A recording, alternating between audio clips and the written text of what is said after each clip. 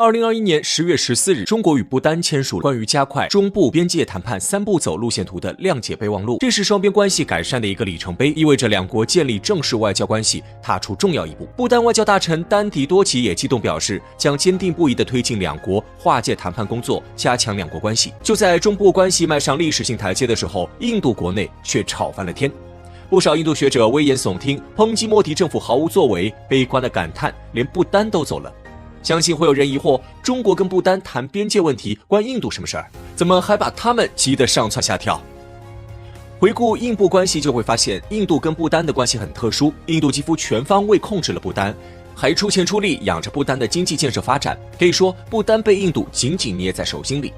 那问题来了，印度和不丹之间的特殊关系是如何形成的？不丹开始反抗了吗？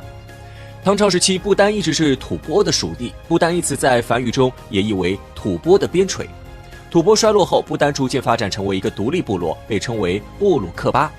明末清初时，噶举派僧人夏仲阿旺南杰来到此处，并得到当地主巴噶举派势力的支持，在当地站稳了脚，并一步步成为不丹的政教领袖。之后，阿旺南杰模仿西藏地区的管理模式，建立了政教合一的政权体制，奠定了现代不丹的雏形。清朝的时候，不丹国王还长期接受金政府的册封，不丹成为中国的藩属国。到现在为止，佛教依然是不丹的主要宗教之一。据统计，约有75%的不丹人信奉藏传佛教噶举派。此外，不丹使用的宗喀文与藏文很相似，双方基本可以实现无障碍交流，甚至其外貌特征上跟中国人也长得更像，都同为黄种人。显然，不丹在历史上跟中国西藏的联系十分悠久密切。既然有如此的历史渊源在这儿，为何到了现代，不丹却成为了众多邻国中唯一没有与我国建交的国家？不丹背后有何难言之隐？答案想必大家已经猜到了，不丹被印度紧紧捏在手心里，甚至没有完整的主权。好，问题来了，印度和不丹之间的特殊关系是如何形成的呢？被印度控制，不丹真的甘愿成为仰人鼻息的封闭小国吗？不丹与印度之间的历史渊源接近始于英国殖民时期。自18世纪下半叶，英国东印度公司势力逐步向不丹扩张。1841年，英国强行占领了不丹与阿萨姆接壤的山口。1865年，英国又强迫不丹签订新楚拉条约，不丹领土被大量割走。被迫之下，不丹只得开启自由贸易，英印政府则每年给不丹5万卢比津贴。1947年，英国殖民者走了，这一带的权力真空被印度继承。1949年，印度与不丹签订了永久和平友好条约。这条约有多友好呢？印度答应不干涉不丹内政，但不丹对外要接受印度的指导，并且不丹没有终止该条约的权利。意思是，不丹跟谁玩不跟谁玩，都得先跟印度打招呼。为了表明自己的诚意，印度还表示愿意归还此前割走的32平方公里领土，还答应年津贴涨到每年50万卢比。此后，印度一直声称不丹是与自己有特别条约关系的独立主权国家，自己是不丹的保护者。在军事上，60年代初，中印关系开始恶化，印度开始以帮助不丹发展国防为由，派遣军事训练团驻扎不丹。到1968年时，军事训练团人数已经达4000人左右。截至今日，印度仍在不丹的哈宗、帕罗宗、平布、楚卡宗等地保留着大量驻军。对此，不丹想过反抗，那却见效甚微。在外交上，为了防止不丹朋友过多，自己难以控制，印度要求不丹跟其他国家建交时要跟自己打招呼，自己点头才行。这导致不丹长期处于孤立外交的状态。截至2020年，不丹与印度、孟加拉、泰国、科威特等50多个国家建交了，但未与联合国5常建立外交关系。在经济上，印度卢比与不丹的努尔特鲁姆实行的是1:1兑换，不丹进出口贸易的80%都是与印度进行的，双方长期保持不受限制的自由贸易。印度不仅是不丹最大的贸易伙伴，还是不丹最大的援助国。除了印度答应给的每年50万卢比津贴，还有各种粮食、人力、能源、水电、卫生等诸多方面的支持。可以说，印度对不丹的经济发展还是下了功夫的。但这一切都是不丹以损害独立主权的代价换来的。此外，印度对不丹的水电控制也值得一提。由于不丹有95%的国土地形都是山地，且河流众多，易于发展水电工程，因此从60年代尼赫鲁政府在不丹加尔达修建水电站起，此后印度政府又在不丹修建了多座水电站。另外，不丹人口稀少，电力需求有限，于是不丹剩余水电资源大都低价出口给了印度。拿加尔达卡水电站举例子，其发电量的75%都是传到了印度。可以说，不丹对印度水电市场达到了近乎垄断的程度。对此，不丹也只能接受。这么憋屈的发展，难道不丹就没有相关改变吗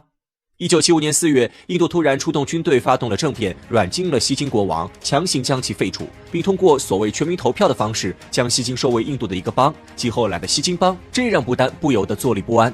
西金与不丹有太多相似之处，同样是小国，同样有着王室遗留，地理位置也较为相似，同样一直以来都受着印度的所谓保护。而西金被吞并后，印度在地理上对不丹的包围更近了一步，不能不使不丹感到紧张。不丹想摆脱印度控制这个念头开始愈发强烈起来。此后，不丹开始争取多元化的外交方式。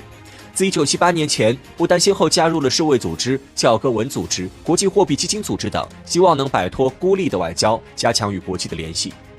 与此同时，不丹还要求修改此前跟印度签订的永久和平条约。对此，印度当然不乐意，但不丹没有放弃。此后的数十年里，不丹都在为此事抗争。2007年2月，不丹第5世国王出访了印度，再次提到了关于修约的问题。这次印度稍微做出了让步，废除了不丹外交接受印度指导这一条。这意味着不丹可以尝试发展自己的独立外交了，但这只是名义上的。由于经济发展状况受制于印度，不丹想决定自己能跟谁来往，依旧很受限于印度。此外，不丹还长期面临着安全困境。不丹的军队主要以皇家陆军为主，其中国王军7000人，国王亲卫队2000人，武装警察1000人，这些兵力加起来不过1万人左右。而印度光在不丹的驻军都要比这些多个好几倍。如果印度真要像搞西金那样对不丹来自政变或公投，不丹依旧是毫无招架之力的。对此，不丹当然心知肚明，同时也在尽力反抗着。由于印度直接继承了英国殖民时期的权力体系，并且不丹与中国之间有着喜马拉雅山脉这一天然地理隔阂，因此面对中国和印度，不丹不是在这两者间选择了印度，而是根本没得选。虽然不丹长期在印度的控制之下，但不丹对中国的态度基本上保持着友好。1971年的时候，不丹还在中国重返联合国这件事上投出了赞成票。1974年6月，不丹4世国王的加冕仪式上还邀请了中国驻印度临时代办马慕明。进入新世纪之后，双方的交往也进一步增多。2002年，不丹国民议会议长访问中国。2004年春夏之交，不丹外交大臣杜坎·旺楚克先后访问我国多地。2004年9月，不丹外长与中国外长李肇金在纽约会谈。当然，受印度的影响，中部关系也有潜在的隐患，但这丝毫挡不了中部两国进一步接近的步伐。2021年10月，中部签署备忘录一事，意味着双方就边界问题又往前踏出重要一步。相信假以时日，中部建交指日可待。至于印度的反应，自然是气急败坏了，但印度手中也实在是没招了。最后，我想说，中国向来秉承尊重他国主权，从不干涉他国内政的和平友好的外交路线，因此得以收获更高的国际威望。这一点，向来爱搞小动作的印度不会懂。俄罗斯凭什么敢和半个世界为敌？俄罗斯敢于亮剑，主要来自3个底气。2004年3月29号，北约宣布了本组织的第5次扩张结果，接受立陶宛、爱沙尼亚、拉脱维亚等6个国家的加入申请。在北约方面公布了这则消息之后，俄罗斯的外交部和克里姆林宫都迅速做出了强烈的反应，来抗议北约的这一次扩员决定。然而，面对俄罗斯的强烈反应，西方各国却不以为然。几乎所有人都没有想到，从这个时候开始，俄罗斯便逐步进入了与西方对抗的状态之中。从此以后，俄罗斯将直接以一国之力对抗半个世界。俄罗斯的第一份底气就来自于苏联为其留下的庞大军事能量。冷战时期，苏联红军拥有着足以跟美国抗衡的军事实力。根据多家西方媒体的估算，苏联弹头数量一度超过了11000枚。而在苏联解体以后，俄罗斯的核武库里仍然保留着超过6000枚核弹头，而且这些核弹头里大多都是杀伤力更为强悍的氢弹。另外，苏联时期建设的大量军工产业也被俄罗斯原封不动地继承了下来。继承了这些家当的俄罗斯不仅可以源源不断地研发新武器，还能将本国生产的武器用于出口。直到今天，包括印度、埃及等地区强国都是俄罗斯军火企业的主要客户。许多年以来，俄罗斯的军售总额一直维持在280亿美元之上。这样的军售规模虽然比不上世界军火巨头美国，但也足以彰显俄罗斯的军事大国地位。2013年10月10号，俄罗斯从著名的导弹发射基地卡普斯金亚尔发射了一枚经过改进之后的白杨洲际导弹。结果，这枚导弹完美地命中了位于哈萨克斯坦的一处标靶。可以说，俄罗斯在全世界的面前再一次用实力证明了自己强大的军工研发能力。比起乌克兰、爱沙尼亚等前苏联分裂出来的小国，俄罗斯继承的苏联遗产大多也都是能够配套的，包括苏联时期的图波列夫设计局、苏霍伊设计局等领先世界的军事科研机构也被俄罗斯继承了下来。2009年，俄罗斯又宣布开始研制新的塞尔马特系列导弹。根据俄罗斯官方公布的资料显示，这款导弹起飞时的重量远远小于之前俄罗斯军队准备的 SS-18型导弹。这代表着俄罗斯已经逐渐从苏联解体的混乱局面中走了出来，一切都在有条不紊地发展着。一个强大的俄罗斯的确令西方各国感到恐惧不已。然而，苏联时代留给俄罗斯的绝不仅仅是惊人的武器装备数量和恐怖的军工研发能力，俄罗斯令西方世界感到忌惮的也绝不仅仅是它的军事影响力。关于苏联解体后的俄罗斯，有人曾经打过一个非常形象的比方：没有了苏联的俄罗斯，就像是一个大号的加油站，毫无影响力可言。这句话固然代表了相当一部分人对于俄罗斯的看法，但它也给许多人造成了一种强大的错觉。虽然俄罗斯在苏联解体之后的确是衰落了，但是这不代表着俄罗斯心甘情愿地沦为一个地区性强国。苏联时期遗留的强大政治影响力，恰恰就是俄罗斯的第二个底气。事实上，在苏联解体之后，俄罗斯还在世界各地经营着多处军事基地，这些军事基地依然是俄罗斯拓展政治影响力的触角，让西方各国感到寝食难安。比如苏联在越南金兰湾建设的海军基地，就一直被俄罗斯使用到了2003年。最终，俄罗斯还是在内外交困的压力下，才宣布撤出金兰湾。2011年，叙利亚爆发了严重的内乱，由美国支持的反对派武装在叙利亚境内四处点火，唯恐天下不乱。美国人在叙利亚故意制造内战，让叙利亚人互相残杀，绝不仅仅只是为了夺取叙利亚的石油资源。因为其总统小阿萨德是一个非常亲俄的政治人物，因此美国人必须穷尽代价将其从总统的宝座上赶下来。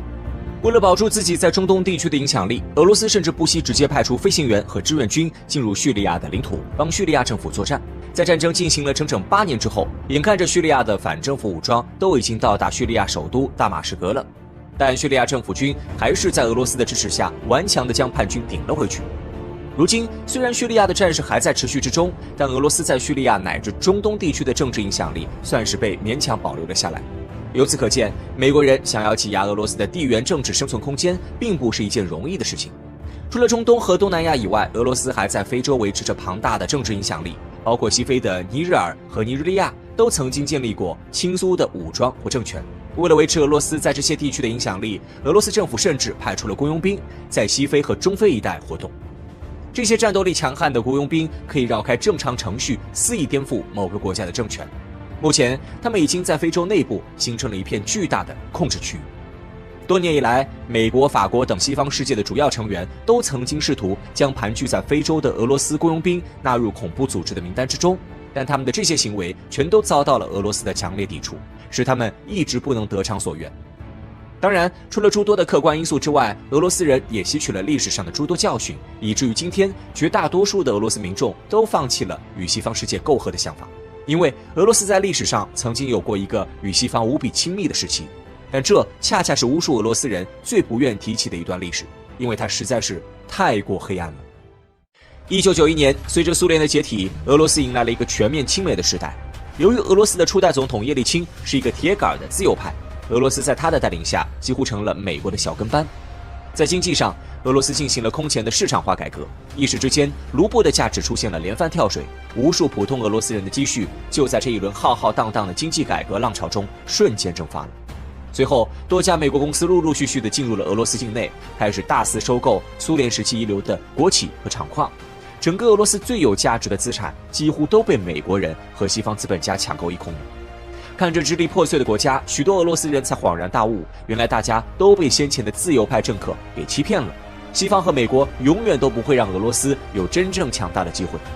随着叶利钦将俄罗斯总统的宝座传给普京，俄罗斯的外交政策也开始逐步转向了东方。尽管普京政府曾经试图与西方保持较为友好的关系，但西方集团仍然不顾俄罗斯的反对，将波兰、立陶宛等东欧国家纳入了北约的势力范围。于是，自2004年开始，俄罗斯与西方之间的博弈就变得越来越激烈了。尽管美国联合其他的西方盟友对俄罗斯实施了最严格的经济制裁，但俄罗斯却在西方的经济制裁当中逐渐成长了起来，并顺利摆脱了对西方国家的经济依赖。因为在西方国家加大对俄制裁的同时，俄罗斯迅速向东方的中国靠拢，中俄之间不但建立了为粮食贸易开设的专用走廊，甚至还开始在军事领域展开了多项合作。本世纪初，俄罗斯便加入了由中国主导的上海合作组织。随后，俄罗斯又与中国、印度、巴西一起牵头成立了金砖国家组织。凭借这些举措，俄罗斯的影响力不仅没有因为西方的打压而被削弱，反而变得越来越强了。到了2012年之后，由于斯诺登事件和克里米亚公投事件等诸多因素，俄罗斯面临的地缘政治环境开始朝着恶化的方向一路狂奔。此时的俄罗斯已经相当于是在和半个世界为敌。但是面对这样的局面，俄罗斯人却丝毫不慌。尽管与西方世界为敌必然会受到一些经济层面上的影响，但绝大多数的俄罗斯人依旧支持总统普京的决策。也许在未来的国际政治博弈中，俄罗斯和西方集团之间还会上演更加激烈的博弈，但俄罗斯的人民一定不会轻易向对手让步。这不仅关乎到俄罗斯这个民族的尊严，更关乎到千千万万俄罗斯人的生存问题。历史的教训已经让俄罗斯人对西方集团失去了信任。经过岁月的洗礼和磨砺，相信他们也一定能够明白，到底谁才是俄罗斯真正的朋友。